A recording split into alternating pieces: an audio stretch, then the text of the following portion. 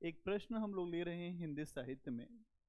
उपन्यासों की श्रृंखला चल रही है, उपन्यासों से जुड़े हुए कौन से प्रश्न हैं। और अभी तक हम लोगों ने देखा कि गोदान से जुड़े हुए प्रश्न कैसे आपको लिखने हैं। इसके अलावा हमने ये भी देखा था कि जो दिव्या उपन्यास से जुड़े हुए प्रश्न, उसी श्रृंखला में हम आगे बढ़ रहे हैं और हम आज देखने वाले हैं मैला आंचल, जो एक आंचलिक उपन्यास है, उससे जुड़ा हुआ प्रश्न और कैसे उसके उत्तर को लिखेंगे। तो आंचलिक उपन्यास की परंपरा में मैला आंचल की सर्वश्रेष्ठता के कारणों पर विचार कीजिए। चूंकि मैला आंचल एक आंचलिक उपन्यास है और आंचलिकता इसमें कूट कूट कर भरी हुई है, और आंचलिक उपन्यासकारों के लिए एक तरीके से आप कहें तो ये आईना है कि आंचलिक उपन्यास कैसे लिखा जाता है। आंचलिक उपन्यासकारों के लिए मैला आंचल एक कसौटी भी है। तो इसी प्रश्न को हम लोग लेने जा रहे हैं और इस पर कैसे उत्तर लिखेंगे, तो सबसे पहले हम लोग इसको देखें। तो एक लाइन में आप ये बताएंगे कि मैला आंचल जो उपन्यास है, अगर हम देखें तो आंचलिक उपन्यासों की श्रृंखला में ये सबसे ऊपर रखा जाता है। तो आप बताएंगे मैला आंचल उपन्यास आंचलिक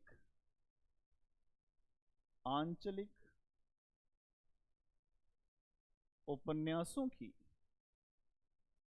श्रृंखला में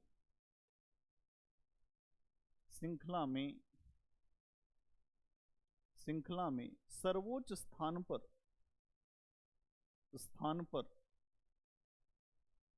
पर रखा जाता है। ठीक है, पहला पॉइंट ये बना देंगे, रखा जाता है।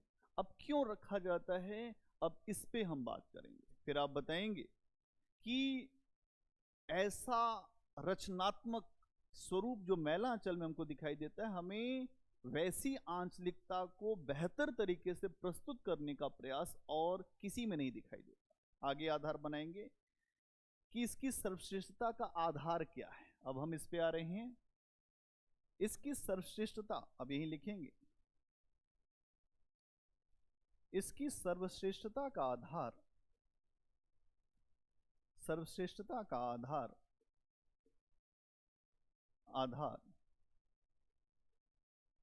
सर्वश्रेष्ठता का आधार भाषा शैली को माना जाता है। इसकी भाषा शैली इतनी धारदार है, अगर आप देखें तो यहां पर भाषा शैली में हर प्रकार के प्रयोग आपको दिखाई देंगे। लोकगीत, लोक संगीत, हर चीज इसकी भाषा में। यहां हमें लोकगीत, लोक संगीत,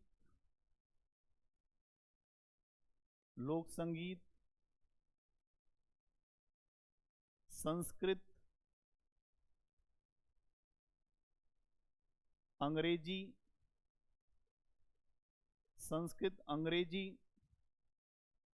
और अगर हम देखें तो जो भी लोक प्रचलित शब्द हैं उनका इस्तेमाल इस उपन्यास में आपको मिलेगा। अंग्रेजी तथा लोक प्रचलित शब्दों का लोकगीत और लोक संगीत, लोक प्रचलित शब्दों का प्रयोग दिखाई देता है।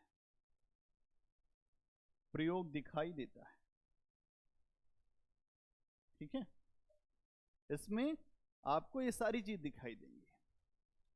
इसके अलावा आप देखेंगे कि यहां जैसे कोई भी आंचलिक उपन्यासकार जब भी लिखेगा तो उसका सबसे ज्यादा प्रयास होता है कि अंचल सबसे ज्यादा महत्वपूर्ण रूप में हमें दिखाई दे। और इसके बाद फणीश्वर नाथ रेणु ने मैला आंचल लिखा। उनके यहां जितना बेहतर रूप से अंचल नायक बनकर सामने आया है, उतना बेहतर अंचल खुद उनके द्वारा लिखा गया आंचलिक उपन्यास परती परिकथा में नहीं दिखाई देता। मतलब अगर आप देखें तो बहुत सारे लोग जो बाद में आंचलिक उपन्यास लिखते हैं, उनके यहाँ भी आंचलिकता का जो आधार होना चाहिए वो आधार उतना मजबूत नहीं दिखाई देता जितना मैला आंचल में हमें दिखता है। तो अगला पॉइंट ये भी बना देंगे, ये बनाएंगे, क्या बनाएंगे कि किसी भी आंचलिक उपन्यास में अंचल को नायकत्व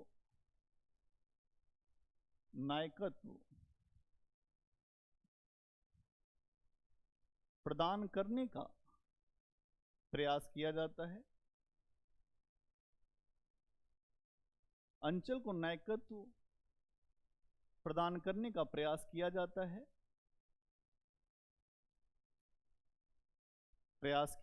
है, लेकिन जैसा अंचल को नायकत्व इस उपन्यास में मिला है वैसा और कहीं नहीं दिखाई देता। लेकिन जैसा अंचल को नायकत्व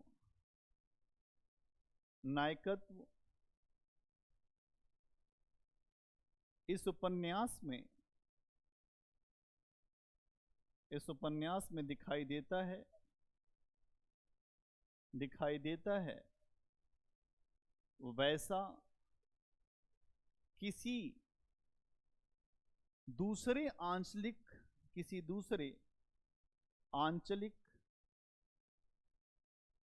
उपन्यास में नहीं दिखता,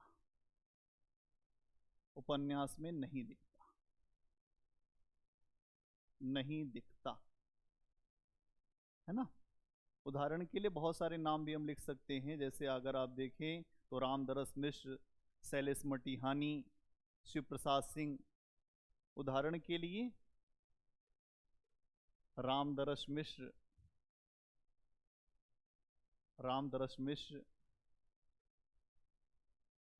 शैलेश मटियानी आदि को देख सकते हैं, है ना, देख सकते हैं।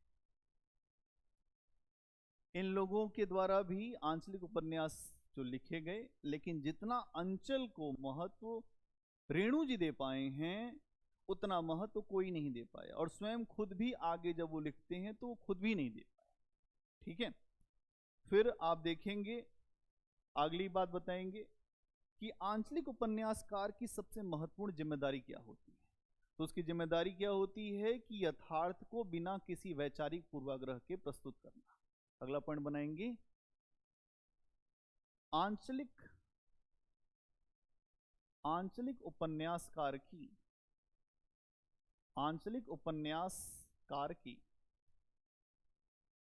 सबसे बड़ी जिम्मेदारी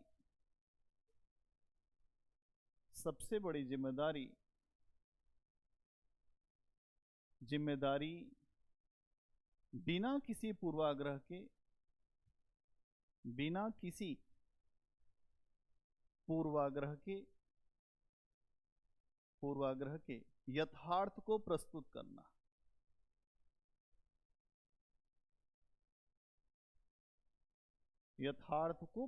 करना। बिना किसी पूर्वाग्रह के यथार्थ को प्रस्तुत करने की जिम्मेदारी आंचलिक उपन्यासकार की होती है। और रेणु के लिए यह काम आसान नहीं था। फणीश्वरनाथ रेणु खुद एक समाजवादी विचारधारा के व्यक्ति थे, और अपनी विचारधारा से तटस्थ रहना, अलग हट के लिखना यह आसान नहीं था। तो यहां आप ये भी बताएंगे कि रेणु जी स्वयं समाजवादी विचारधारा से जुड़े थे, किंतु इसके बाद भी इस उपन्यास में इस उपन्यास में उन्होंने तटस्थता बनाए रखी। क्या किया? किसी विचारधारा को आप मानते हो, लेकिन जब आप कोई ऐसा उपन्यास, कोई कहानी, जो कुछ लिख रहे हैं, उसमें आपकी विचारधारा थोपी हुई नहीं लगनी चाहिए। तो लेखक स्वयं अपनी विचारधारा से तटस्थ होकर लिख रहे हैं। अगर आप देखेंगे तो उन्होंने अपने प्राकथन में, या अगर हम देखें तो भूमिका में, इस बात को स्पष्ट भी किया है कि मैं किस प्रकार मैला आंचल को लिख रहा हूं और मेरी क्या सोच है मैला आंचल को लेकर। तो अगला पॉइंट बनाएंगे कि भूमिका में रेणु जी ने भूमिका में इस बात को स्पष्ट भी किया है। क्या कहा है? इसमें फूल भी है, क्या है? इसमें फूल भी है, इसमें सूल भी है,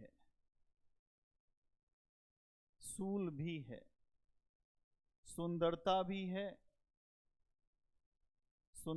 भी है,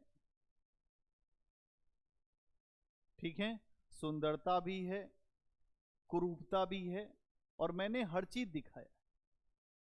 सुंदरता भी है, कुरूपता भी है। मैं किसी से दामन बचाकर निकल नहीं पाया। मैं किसी से दामन बचाकर निकल नहीं पाया हूं। खुद लेखक इस बात को समझा रहे हैं कि इसमें क्या है, इस उपन्यास में किस पर बात की गई है, और मैंने जो जैसा था वैसा दिखाया है। ठीक है।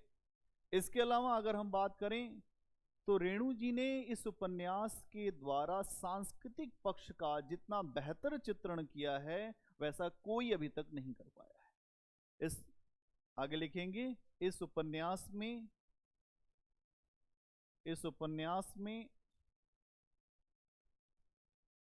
रचनाकार के द्वारा जितना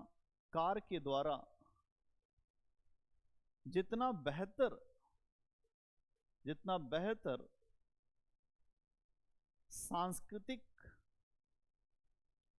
सांस्कृतिक वर्णन किया गया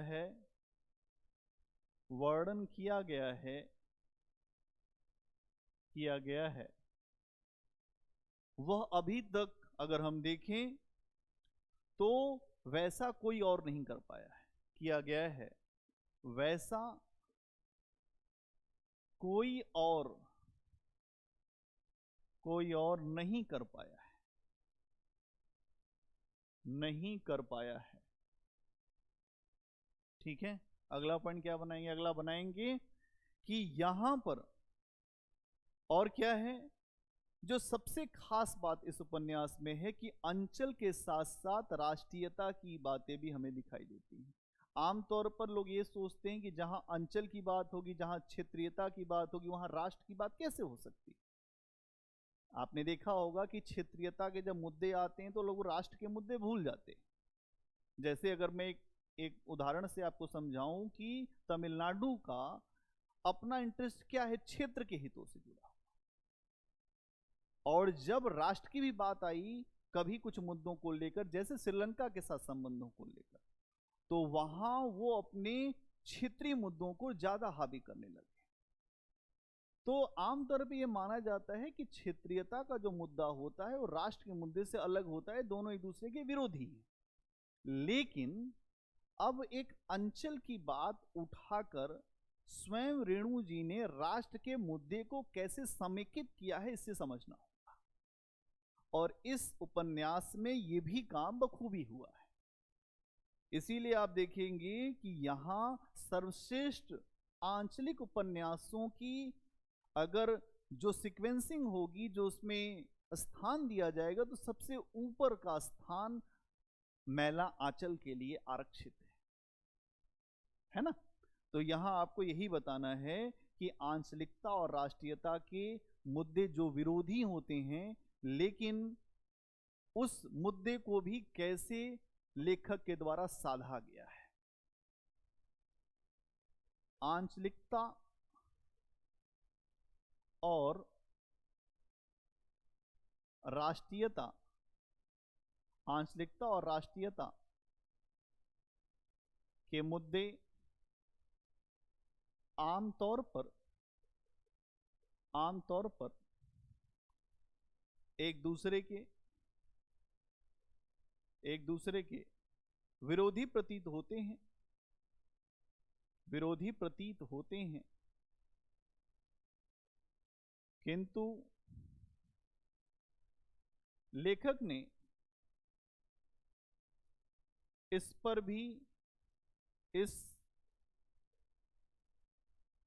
मुद्दे पर भी अगर आप देखें, एक महीन संतुलन साधने का काम किया है। इस मुद्दे पर भी एक महीन संतुलन साधने का कार्य किया है।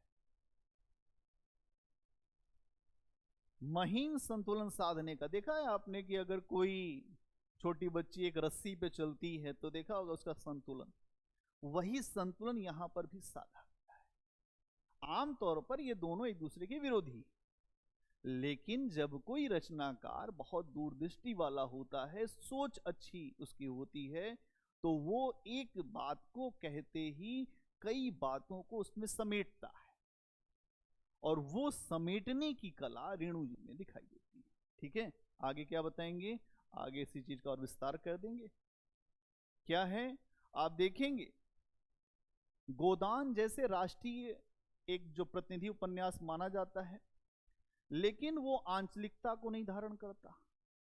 जैसे आप यहीं देखेंगे, गोदान उपन्यास, अगला पॉइंट बना देंगे, गोदान उपन्यास राष्ट्रीयता का प्रतिनिधि गोदान उपन्यास को राष्ट्रीयता का प्रतिनिधि उपन्यास मानते हैं, किंतु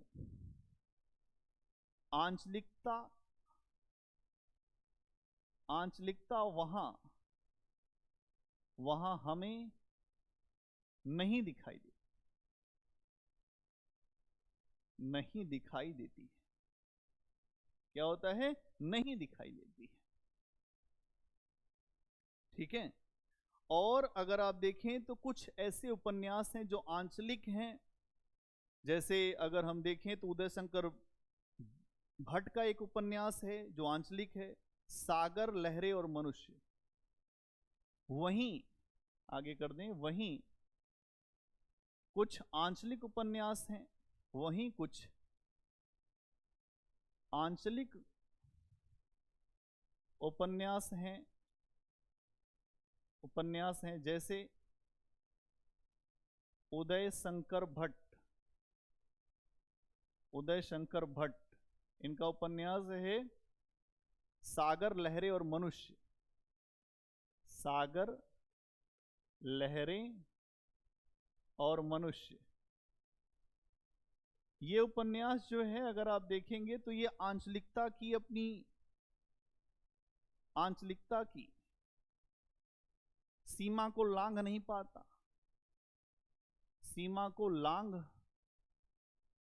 पाता, मतलब आंचलिक ही रह जाता है, लांघ नहीं पाता। ठीक है, वहीं जब हम मैला आंचल को देखते हैं तो आप देखते हैं कि यहां पर आंचलिकता के वातावरण के अंदर राष्ट्रीयता को उभारने का या राष्ट्रीयता की अनुभूति कराने का सामर्थ्य दिखाई देता है। तो हमें क्या दिखाई देता है? वहीं मैला आंचल में आंचलिक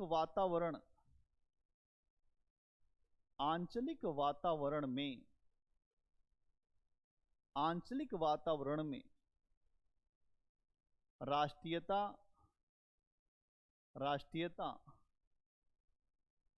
की भावनाओं को उभारने का प्रयास भी दिखता है। दिखता है नहीं दिखता? जैसे जातीयता का मुद्दा हो गया, धर्म का मुद्दा हो गया, स्त्रियों का मुद्दा हो गया, सारे मुद्दे पूरे देश में एक ही समान है। बोलो, राष्ट्रीयता का मुद्दा कैसे है? अगर आप इस उपन्यास को देखोगे तो इसमें एक जगह आता है कि हर जाति के लोग अपनी अपनी जाति की टोपियां लगा लें। तो पूरे भारत में गांव जो है, गांव का चरित्र वैसा ही है जैसा मेरीगंज का चरित्र है, और गांव की समस्या भी वैसी ही है जैसे भारत के हर गांव की समस्या है। तो यहां हम देखें तो ये राष्ट्रीयता की अनुभूति भी हमें कराता है। तो हम इस प्रकार से ये कह सकते हैं कि मैला आंचल आंचलिक परंपरा का सबसे सर्वश्रेष्ठ उपन्यास। आप निष्कर्ष दे देंगे कि मैला आंचल उपन्यास आंचलिक परंपरा का सबसे सर्वश्रेष्ठ उपन्यास है, और इसने जो भी आंचलिक उपन्यासों के लिए कसौटियां बनाई हैं, मतलब आप निष्कर्ष दे रहे हैं, फिर आप बताएंगे कि इस उपन्यास ने जो भी आंचलिक उपन्यासों के लिए कसौटियां निर्मित की हैं, आज भी उन्हीं कसौटियों पर उतरने का प्रयास आंचलिक उपन्यासकारों द्वारा किया जा रहा है। यह है इसका निष्कर्ष। तो धन्यवाद। आगे मिलेंगे अगले क्वेश्चन के साथ। आप लोग अपने आंसर के प्रारूप को बेहतर करते रहिए और आंसर को लिखने का भी प्रयास करिए। ठीक है, मिलते हैं अगली क्लास।